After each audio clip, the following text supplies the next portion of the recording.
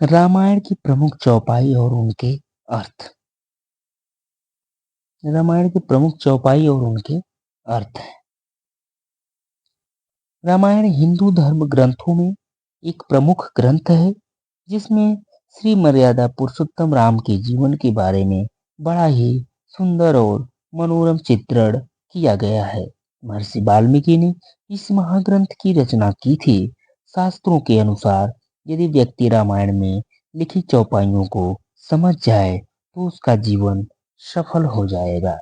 आज की इस पोस्ट में आपके लिए रामायण की चौपाइयाँ और उसका अर्थ लेकर आए हैं, ताकि आप भी उसमें निहित अर्थ को समझ सके। रामायण चौपाई और उसका अर्थ क्या है, आगे बढ़ते हैं। नंबर 1 रामायण चौपाई है। नंबर 1 है, जा पर कृपा राम की होई, जा पर कृपा राम की होई, अता पर कृपा करहि सब कोई। जिनके कपट दंभ नहीं माया, जिनके कपट दंभ नहीं माया, तिनके हृदय बसहु रघुराया, तिनके हृदय बसहु रघुराया। इसका अर्थ है, इस चौपाई का अर्थ है कि यदि व्यक्ति पर श्री राम की कृपा दृष्टि पड़ जाए तो उसे दुनिया का कोई भी दुख दर्द उसे छू भी नहीं सकता। जिन पर श्री राम की कृपा होगी उसको दुनिया के सभी सुख प्राप्त होंगे। जिनके अंदर कपट पाखंड और लालच न होगा उस व्यक्ति के दिल में स्वयं श्री राम का वास होगा। श्री राम उन पर कृपा करते हैं जो निश्चल होते हैं। नंबर दूसरा चौपाई है रामायण की। कहयो तात अस मोर प्रणामा, कहयो तात अस मोर प्रणामा, सब प्रकार प्रभु पूरन कामा। तासु दूत की बंध तरुआवा, तासु दूत की बंध तरुआवा, प्रभु काज यानी प्रभु कारज लगी कपहि बंधावा। इसका अर्थ है चौपाई का, ये है तात, मेरा आपको प्रणाम है और आपसे निवेदन है कि यदि आप सभी रूपों में पूर्ण हैं, आपको किसी भी चीज की कामना नहीं है और आप हमेशा दीन और दुखी पे दया करते हैं, तो हे नाथ आप मेरे सभी कष्टों और दुखों को दूर कर दीजिए। प्रभु बहुत दयालु हैं और यदि दिल से उनसे प्रार्थना की जाए तो अपने भक्तों को दुखी दुखों को हर ही लेते हैं। अगला पॉइंट है, तीसरे नंबर की चौपाई है रामायण की।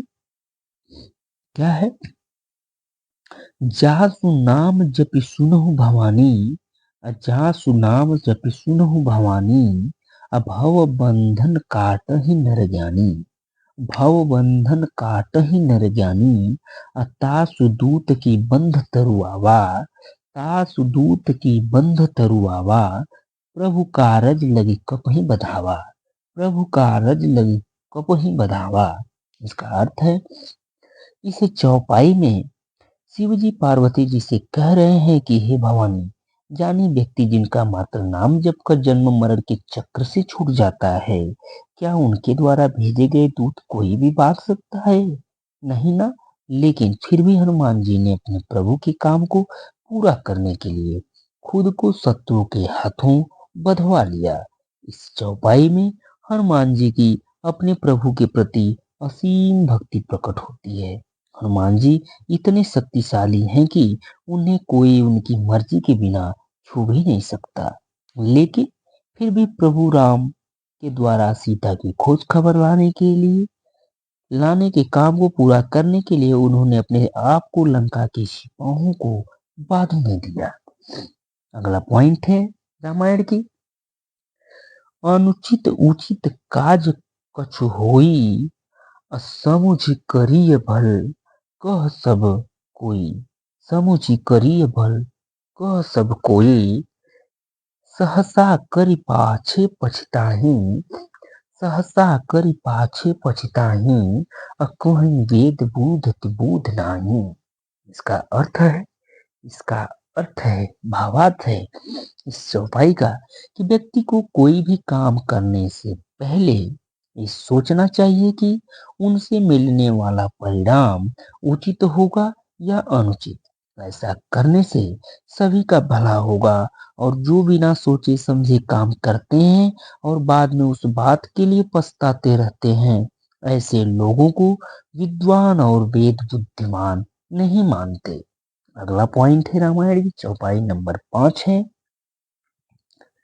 गुर बीनु भव निध तरई न कोई, ज्यों बिरंच शंकर सम होई। ज्यों बिरंच शंकर सम होई। इसका अर्थ है इसका अर्थ है कि गुरु के बिना कोई भी आगे नहीं बढ़ सकता है। चाहे वो कितना भी शक्तिशाली क्यों न हो, उनका हमारे जीवन को बनाने और उसे आगे बढ़ाने में बहुत महत्व होता है। किसी को भी गुरु के बिना ज्ञान नहीं मिल सकता है। और जिसे ज्ञान प्राप्ति नहीं है, वो ईश्वर को प्राप्त नहीं कर सकते। अगला पॉइंट है नंबर 6, रामायण की चौपाई। आगे बढ़ते हैं। एक पिता के विपुल कुमारा, एक पिता के विपुल कुमारा, हो ही पृथक गुण शीलाचारा। हो ही पृथक गुण शीलाचारा। को पंडित को तापस ज्ञाता, को धनवंत वीर को दाता।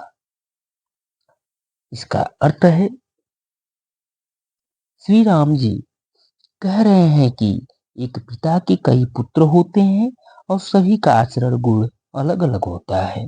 सभी पुत्रों में से कोई पंडित होता है, कोई तपस्वी होता है, कोई धनवान तो कोई ज्ञानी होता है, और कोई वीर होता है तो कोई दानी होता है।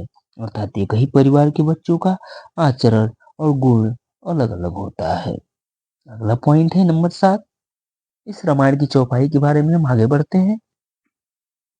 अखिल विश्व यह मम उपजाया, अखिल विश्व यह मम उपजाया, सब पर मोहि बराबर दाया। सब पर मोहि बराबर दाया। अतिन्न महजो परिहरि मद पाया, अतिन्न महजो परिहरि मद पाया, अभयहि मोहि मन वचन अरुकाया।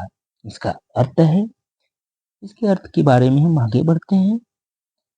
इस चौपाई का अर्थ है श्री राम ने इस समस्त संसार को बनाया है और सभी पर उनकी कृपा रहती है। जो मनुष्य माया और अभिमान को त्याग कर वचन, मन और शरीर से उनका पूजन करते हैं, वो भक्त और सेवक उन्हें उनके प्राणों से भी प्यारे होते हैं। नंबर 8 चौपाई है रामायण की।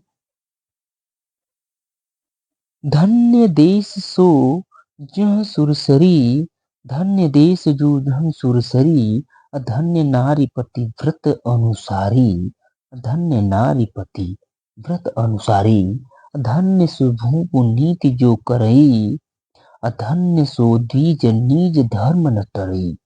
इस चौपाई का अर्थ में क्या है, हम आगे देखते हैं। इस चौपाई के अनुसार जो वो देश जहाँ पर गंगा माँ बहती है वो धन्य है।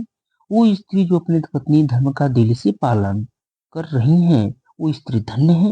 वो राज्य जो सभी के साथ न्याय करता है वो धन्य है। और जो ब्राह्मण जो अपने धर्म का पालन करता है वो धन्य है। आप किस चौपाई से ज्यादा प्रभावित है, हमें कमेंट करके जरूर बताइए। आपका बहुत बहुत आभार होगा, बहुत बहुत धन्यवाद होगा। Thank you so much. आप कृपया हमारे चैनल पर बने रहें। हम आपको ऐसी चौपाई रामायण की उपलब्ध कराते रहेंगे। आपको बहुत बहुत बधाई होगी। धन्यवाद। Thank you so much.